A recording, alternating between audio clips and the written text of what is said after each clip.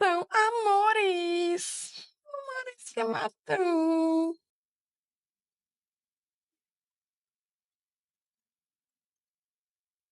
Caraca, eu não tinha joelho, não. Tá frio, né? Eu adoro, né? Porque lá fora deve estar um calor.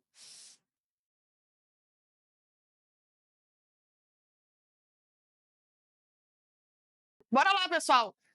Mais um do nosso querido edital Territorialidade Urbana, tá? Lá no edital ele coloca territorialidade urbana, indígena, quilombola, ribeirinhos e migrações. Não vai dar tempo da gente falar dos ribeirinhos, tá? Mas a gente falou muito da borracha, não foi isso? Ou seja, a gente já deu uma breve introdução a respeito desse complexo de ribeirinhos que residem na Amazônia, tá? Muitos desses ribeirinhos eram os famosos ex-soldados da borracha e que ficaram na Amazônia, mas não dependeram mais desse tipo de extração. Ficaram à margem dos canais hidrográficos e foram desenvolvendo a vida, né, voltada para a agricultura ou até mesmo o famoso extrativismo, tá? Dentro desses ribeirinhos, a gente vai falar muito do famoso Chico Mendes, já ouviram falar? Do Chico Mendes? Ele era um dos soldados da borracha, só que acabou que parou o boom, ele ficou na Amazônia, né, e extraiu outros produtos, só que de ponto de vista mais sustentável, militante ambiental, né? Aí a gente vai falar hoje do processo de urbanização indígena e urbanização quilombolas, tá? Mas primeiro a gente precisa entender o seguinte, né? Relembrando aqueles fatores que levaram à construção do espaço urbano na Amazônia. Nós temos dois momentos históricos, até 1960 e pós 1960, que reside hoje, tá? Até 1960, até meados do regime militar, o que a Amazônia dependia? O principal modelo econômico era o famoso extrativismo, tá? A gente vai ter as drogas, depois a gente vai ter a borracha, a gente vai ter outros produtos, ou seja, produtos extrativistas. E o principal modal de deslocamento era os rios. Lembra que a gente falou dos rios? Todas as cidades, todas não, 99,9% das cidades amazônicas estão situadas na beira de um rio, não é isso? Manaus, na frente do rio, Itacoatiara, todas essas cidades surgiram na beira de um canal hidrográfico, porque o principal modal de deslocamento era os rios, tá? No entanto, pós década de 60, o que a gente vai ter? Regime militar. Então, os governos militares, lembra que ele tinha um objetivo, base de integração nacional. Eu preciso integrar todos os estados brasileiros. E, principalmente, esse lugar distante, esse lugar vazio, inóspito que é a Amazônia Legal, tá? Amazônia. Beleza. Então, a partir desse momento, eu já tenho um projeto de ocupação. Projeto ocupação desenvolvido a partir das agroindústria, a partir do processo de mineração e da indústria, tá? Aqui a gente destaca Zona Franca de Manaus, aqui a gente destaca o Pará com dois projetos, projeto Trombetas e o projeto Grandes Carajás, tá? Projeto Trombetas, bauxita, extração ali que vai produzir o alumínio, se eu não me engano, e minério de ferro e ouro no projeto Grandes Carajás, tá? Na Serra dos Carajás e no Rio Trombetas. Agroindústrias se concentraram muito nessa região sul da Amazônia Legal, pegando ali o estado do Mato Grosso até o sul do estado do Amazonas, tá? Então, projeto de ocupação. Eu só vou ter pessoas migrando para essa região vazia, inóspita, se tiver atividades econômicas, não é isso? Ninguém vem para cá porque gosta da Amazônia. Vai vir para cá porque tu gosta? Ah, eu vou sair do sertão porque não tem água. Vou para a Amazônia porque tem água. Não, eles não vão sair de lá, tá? Eles só saem de lá se tiver uma oportunidade, perspectiva de trabalho. Então, os militares tiveram que induzir isso a partir desse projeto de integração de ocupação. Agora, a gente tem um outro modal de deslocamento, conhecido como rodoviarismo, tá? Os famosos rodovias, aquela famosa espinha de peixe, lembra? A abertura de uma rodovia, perpendicular a essa rodovia, eu tenho a abertura de estradas. E essa área ela começa a evoluir, a se expandir, virando uma cidade, uma vila, uma cidade, um distrito, enfim, ou uma metrópole como Manaus, tá? Então pensa a famosa rodovia. Ao longo dessas rodovias eu vou assentando e a partir do complexo de urbanização, essas áreas vão crescendo da margem hoje para o que a gente chama de cidade. Lembra que a gente falou de Presidente Figueiredo? No meio da rodovia 174, tá? Rio Preto da Eva, no meio da 010. Então, essas foram cidades que foram criadas a partir de uma rodovia. Tá, isso vai impactar no quê? Com os quilombolas ou com os povos indígenas? Tudo vai impactar. Primeiro que é o processo de miscigenação que nós temos, né? O principal contato. Então, outra questão, a cidade, ela concentra todos os dados quantitativos e dados qualitativos. Eu não quero saber a quantidade de gente, mas eu quero saber a qualidade. Quais são as variáveis de uma qualidade qualitativa que uma cidade tem? A cidade tem bancos. A cidade tem mais o quê? Indústrias, comércio. A cidade tem o quê? Internet. O que mais que a cidade tem? Escolas. A cidade tem acesso à saúde. Pode ser precário, pode, mas tem, né? O que mais que a cidade tem? Educação, segurança, darará. Então, pensa que a cidade, ela comporta tudo, não é isso? A metrópole comporta tudo. Isso não é atrativo para alguns povos? Como que é atrativo? Bora lá, vamos entrar primeiro no processo de urbanização da população indígena, tá? Que são chamados de desaldeados. Por que utiliza esse termo desaldeados? Porque ele não está mais na aldeia. Mas desaldeado significa muito no sentido de você ser... Pelo fato de eu sair de uma aldeia indígena, significa que eu não sou mais indígena? Não, tá? Mas esse termo desaldeado na cidade, ele é muito no sentido de que aquele cara, aquele indivíduo indígena que nasceu numa etnia tucano, que veio para a cidade de Manaus em busca de perspectiva de vida, vamos dizer assim, ele é chamado de desaldeado, porque ele não mora mais lá, então ele perde o posto de indígena. Ele é indígena ou ele não é? Chegou na cidade, ele é indígena? É, mas pelo fato dele não praticar e pelo fato dele não estar numa aldeia, ele pode ser taxado de não indígena, tá? Ele é um excluído da sociedade, porque ele nem é como nós e ele não mora na aldeia. E aí, que diacho esse cara é? Então entra numa questão bem complexa, tá? Mas só para vocês entenderem. Vamos lá, quais foram os fatores que levam essas populações indígenas a migrar? Questões econômicas, tá? Então não é na cidade que eu vou ter minha perspectiva de vida, não é na cidade que eu vou arranjar dinheiro, que eu vou trabalhar. Tá, mas professora, mas por que o povo indígena agora quer dinheiro? Porque de acho que ele que passou antes do processo de colonização do brasileiro, não se tinha tudo.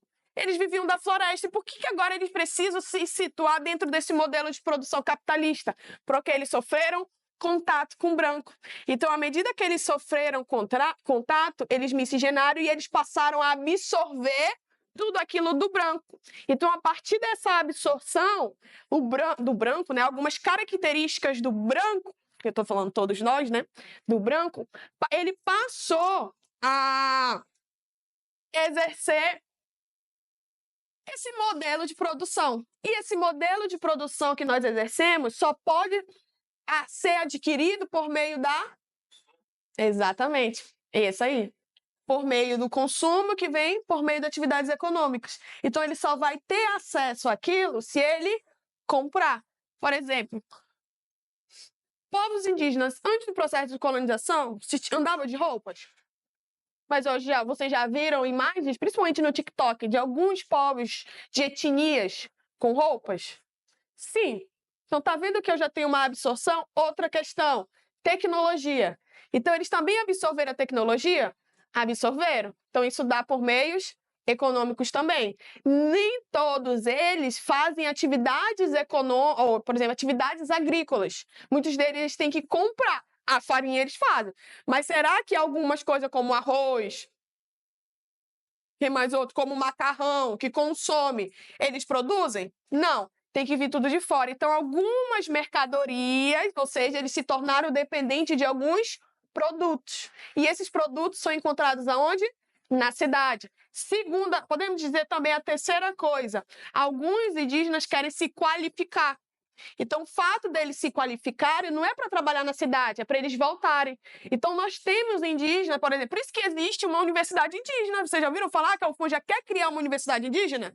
A UFAM quer criar uma universidade indígena, mas dentro da própria UFAM existe um curso de preparatório exclusivo para os indígenas. Por que preparação? Eu, como professora de vocês, vamos dizer de brancos, bem pejorativo, mas de brancos, chego dentro de uma aldeia, de um povo originário, eu posso lecionar?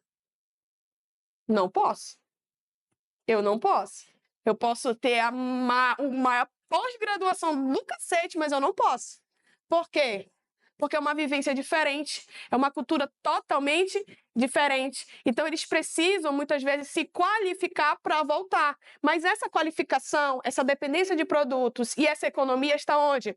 Na cidade. Outra coisa também que corroboram para a entrada desses povos indígenas desaldeados na cidade. Eles sofrem muita pressão? Pra caramba. Agora imagine eu tenho uma aldeia próxima de áreas mineradoras. Eles vão ficar doentes? Vão. E aí eles vão para onde? Procurar acesso à saúde? A cidade, tá? Então, há uma questão muito grande que provoca essa migração desses povos indígenas para a cidade, tá? Então, a cidade ela é atrativa para todo mundo. Isso não exclui a nós, ou seja, os que moram na cidade, os que moram, os ribeirinhos, ou até mesmo os povos indígenas que vivem na floresta, tá? Só para vocês terem ideia, 90% de todas as cidades brasileiras têm povos indígenas, só que é desconcentrada, ou ao mesmo tempo concentrada. Como assim? Todas as cidades têm algum indivíduo indígena, mas eu tenho muitas cidades que têm poucos e poucas cidades que têm muitos, tá? Então pense o seguinte, eu vou ter povos indígenas em São Paulo? Vou. Mas a maior concentração deles numa cidade vai ser aonde? Nas cidades fora da Amazônia ou dentro da Amazônia? Dentro da Amazônia. No caso, Manaus comporta 71 mil indivíduos, tá? 71 mil indivíduos dentro da nossa cidade. Então, pense o seguinte, todas as cidades vão ter. No entanto, tá? O quantitativo vai ser diferente. Algumas cidades vão ter mais e outras cidades vão ter menos, tá? Então, no caso da Amazônia, eu vou ter mais indivíduos nas cidades da Amazônia, como, por exemplo, Manaus, tá? Quais os principais problemas com a entrada desses povos indígenas nas áreas urbanas? Primeiro, falta de moradia. Isso leva a conflitos fundiários, tá? Principalmente aqui na nossa cidade, principalmente na Amazônia, porque o território é nosso, se a gente for parar para pensar numa questão histórica, não é, né? A gente só tomou posse, mas eram deles. Então, problemas com moradia. E esses problemas com moradia levam eles a situarem áreas precárias, tá? Áreas irregulares. Outra, adaptação cultural, a questão da língua. Isso leva até o famoso preconceito, né? A exclusão deles. A outra é o acesso à saúde. Então, eles também têm dificuldade a ter acesso a alguns medicamentos, a ter acesso até umas especialidades. Isso é uma questão até um pouquinho relativa, né? Por causa de toda Manaus sofre esse acesso, né? Falta de acesso. Não é exclusivo de um povo, mas sim da questão logística de toda a saúde do nosso estado. E aí, falta de saúde, falta de moradia, descriminalização, a questão da adaptação cultural, que demora pra caramba, tá? E demora muito. Isso leva eles a serem excluídos dessa parcela. Existem políticas públicas na cidade exclusiva para eles? A nossa língua do Exatamente. Muitos deles não sabem, ou quando sabem, eles não conseguem verbalizar tanto, e aí é complicado para quem está atendendo, por exemplo, né? Então, Manaus é a capital que mais cresce com o número de indígenas, tá? 71 mil dividido entre 34 etnias, nos 51 bairros que Manaus tem, ou seja, todo o bairro de Manaus tem. Isso leva a uma invisibilidade dos povos indígenas. Por que eles são invisíveis? Exatamente por esses problemas aqui, destacando o problema de moradia, tá? Aqui em Manaus nós temos algumas comunidades indígenas. Já ouviram falar do cemitério indígena? Cemitério indígena é ali mais ou menos na cidade nova. Nova cidade. Ali na nova cidade, próximo do Musa. Era uma área que era para construção de loteamentos residenciais, só que descobriram urnas. Descobriram várias urnazinhas, onde eles enterram, né, quem faleceu nesse sentido aqui, onde descobriram vários artefatos indígenas. Então, aquilo foi embargado. Por que embargado? Porque é um depósito de cemitério indígena. Não pode, a FUNAI não deixa, né? Foi embargado. Então, as obras pararam e deixaram o terreno lá. Só que aquele terreno é de posse dos indígenas. E quando houve uma migração massiva desses povos para a cidade, e aí o que vai acontecer? Eles vão ocupando. E aí aquela área, que era um antigo cemitério indígena, passa a ser ocupado por esses povos. E aí, o que acontece? Ocupa ou não ocupa? Não posso fazer nada. Ocuparam, tá? Então, toda aquela área foi ocupada por várias etnias. Dentro dela tem realmente, tipo uma oquinha, né? Uma estrutura de chapéu de palha, onde se reúne todos os comunitários e todos os líderes das etnias que residem lá, tá? Eles querem a reintegração de posse. O que é reintegração de posse? Aquele território é meu e eu quero que a prefeitura ou o estado regularize a situação fundiária, tá? Doe aquele terreno definitivamente para eles. Outro é o famoso Parque das Tribos, já ouviram falar? Tarumã. Lá no Tarumã, nunca ouviram falar, não? Também, ele está sendo regularizado, diferente, tá? Então, já vem diferente da questão da comunidade indígena. Porque a comunidade indígena é um pouquinho mais recente, 2012, por aí. A Parque das Tribos, não. Então, Parque das Tribos também, um território de reintegração de posse, e foram assentados essas populações indígenas que residiam de forma irregular na cidade de Manaus e muitos que vieram migrando para cá, tá? Mas são áreas que têm o quê? Falta de acesso à água, falta de acesso à luz, saúde piorou, e principalmente a segurança. Se eu tenho ausência de segurança, lembra que a gente falou, acho que foi semana passada, isso dá margem para o crime organizado? Dá margem para o crime organizado, fazendo com que essas áreas se tornem totalmente perigosas. Aí os povos indígenas ainda têm que lutar contra o crime, né?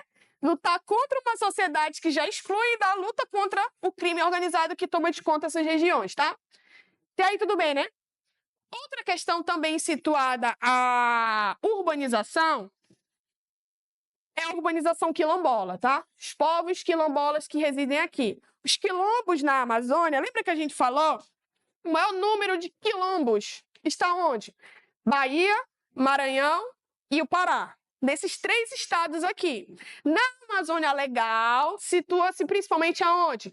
Maranhão e o Pará, tá? Maranhão e Pará. Quando a gente fala de populações descendentes ou afrodescendentes, a gente encontra o maior número de população preta no Nordeste, não é isso? Por que no Nordeste? Fruto da herança histórica. Isso, vieram escravos para trabalhar ali nos engenhos, então, fruto da herança histórica, a gente tem uma população significativa preta no Nordeste. Quando a gente fala da Amazônia, aí eu falo de uma população parda, não é isso? Beleza. Os pretos, os escravos, no caso, né? Foram introduzidos na Amazônia? Foram introduzidos, principalmente ali no período das drogas do sertão. Só que é o seguinte, eles sabem onde estão as drogas? Não. Quem sabe são os indígenas, tá? Então, meio que ficou em stand-by. No entanto, quando foi produzir cacau em série e a criação de cabeça de gado, eles foram introduzidos na Amazônia, principalmente no Maranhão e no Pará. Reflexo porque nós temos um número de quilombolas muito grande nesses 2 estados, tá? Foram introduzidos no Maranhão e no Pará. No Pará, principalmente em Santarém, em Óbidos, tá? Então, lá tem um número de quilombos grandes em relação ao Amazonas. Quando a gente vem para o estado do Amazonas, aí isso já vai ser um pouquinho diferente, tá? Então, pense o seguinte, no século XIX, mais ou menos a partir de 1850, eles foram introduzidos na Amazônia para o quê? Cultivo do cacau e a criação do gado, tá? Principalmente nesses 2 aqui. 32% de todas as populações quilombolas estão somente na Amazônia, principalmente nesses 2 estados, não esqueçam, tá? Só tem 2 estados da região amazônica que não tem quilombos. Agora, quais são os 2 estados que não têm quilombos? Primeiro, está afastado desses 2 aqui. Então, a gente sabe que está na Amazônia Ocidental. É o Acre e Rondônia. Não Roraima. O Acre e Roraima. São os estados. Tem preto? Tem. Mas tem quilombos? Não, tá? Não tem. Não, pelo amor de Deus, não tem, tá? Então, esses 2 têm números, tem muitos, e esses 2 aqui Não tem. Tem população preta? Tem, tá? Tô falando quilombos, não. Comunidades quilombolas aqui no nosso estado. Olha uma coisa interessante, nós tivemos uma das primeiras, contraditório, né? Bem engraçado, já que nós não fomos os primeiros, mas tivemos primeiros quilombos urbanos na Amazônia. Mas vamos começar com a comunidade do Tambor, que está reivindicando para ser um quilombo urbano, tá? Por que está reivindicando? Sabe onde é que fica a comunidade do Quilombo do Tambor? Novo Airão. Já ouviram falar do município de Novo Airão? É a zona da região metropolitana de Manaus. Quem vai em direção a Manacapuru dobra para cima, né? Um pouquinho mais para cima, tu vai em direção a Novo Airão. Novo Airão onde tem a Navilhanas. Já ouviram falar de Navilhanas? Meu pai amado, como assim? A Navilhanas, onde o povo vai tomar banho com os botos. É lá, onde o povo vai tomar banho com os botos, Navilhanas. Lá no Rio Jaú foram escravos que saíram fugindo do Sergipe. Então, eles migraram para a Amazônia e se alocaram nessa região ali do Rio Jaú. No entanto, no Rio Jaú havia um projeto de criação de Parque Nacional do Rio Jaú. E aí foi demarcado, eles não eram demarcados, tá? Pela Constituição Federal Brasileira. Lembra que a gente falou? Terras indígenas e terras quilombolas são áreas de demarcação de terras exclusiva para esses dois povos. É demarcado por lei. Só que muitas são demarcadas? Não. Então, eles reivindicam a demarcação. Então, antes mesmo de ser demarcado como uma área de terrenos quilombolas, eles estavam lá como uma comunidade. Só que existia um plano do governo federal de toda aquela área ser um parque do Jaú. E aí foi demarcado esse parque. Só que as terras e a comunidade estavam lá. Eles tiveram que se deslocar. Olha um impacto muito grande, porque eles têm familiaridade com a terra? Tem. Eles produzem algumas atividades específicas naquela terra, não é isso? Pra caramba, eles vivem de alguns produtos que tem na floresta. Eles cuidam da floresta como os povos indígenas também cuidam, tá? Só que eles tiveram que ser deslocados. E aí eles foram deslocados para onde? Para a sede de Novo Airão. Sede é a cidade. Ou seja, eles estão na cidade de Novo Airão. Mas eles são considerados quilombos urbanos? Não. Então, atualmente, eles estão brigando para ser considerado um quilombo urbano, já que a maior parte da comunidade foi deslocada para a sede e vive hoje na sede de Novo Airão, tá? Mas não é. Ele é considerado um dos primeiros quilombos aqui no nosso estado, mas não é o primeiro quilombo urbano, tá? Então, eles têm uma briga jurídica ali. Nessa região, olha aí, ó, conhecido como Rio dos Pretos.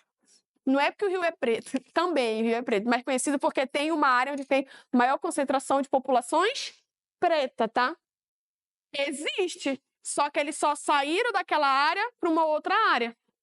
Só que eles foram para a cidade, mas continua uma comunidade? Continua. Aí agora eles querem ser classificados como quilombos urbanos, tá? Dentro da própria cidade. Outro, agora sim, o primeiro quilombo urbano do Brasil. Tá na Amazônia, aqui na cidade de Manaus. Alguém vai achar muito... Quem é caprichoso aqui? Tu é de Parintins e tu é caprichoso? Como assim? Mas só pra te ter uma ideia, caprichoso, ele se originou aonde? Já dei a dica, vamos lá. Na Praça 14, tem um quilombo, né? Maria Fonseca era uma escrava fugitiva do Maranhão, que veio para cá. Eu tô falando século XIX. Século XIX, Manaus era desse tamanho? Não. Sabe onde era? Sabe qual era a mancha urbana da cidade de Manaus? Centro e Educandos. Era ali. Manaus era Centro e Educandos. Isso era a mancha urbana de Manaus. Então, quando ela migrou, quando ela fugiu e veio em direção para a cidade de Manaus, ela começou a se situar ali na Praça 14, que é território ali da Praça 14, que é o centro da cidade. Foi para a Praça 14. E lá ela viveu com a família dela. E lá ela fez o quê? Um quilombo. Tá? Um quilombo conhecido como Quilombo São Benedito, tá? São Benedito. Só que a cidade de Manaus cresceu muito, foi se expandindo, chegou na Praça 14 e se expandiu pra caramba. Quando chega na Praça 14, o que nós vamos ter? Uma pressão. Por que pressão? Porque a área é grande, então há uma pressão para vender aqueles terrenos. Lembrando que Praça 14 é uma área comercial, não é isso?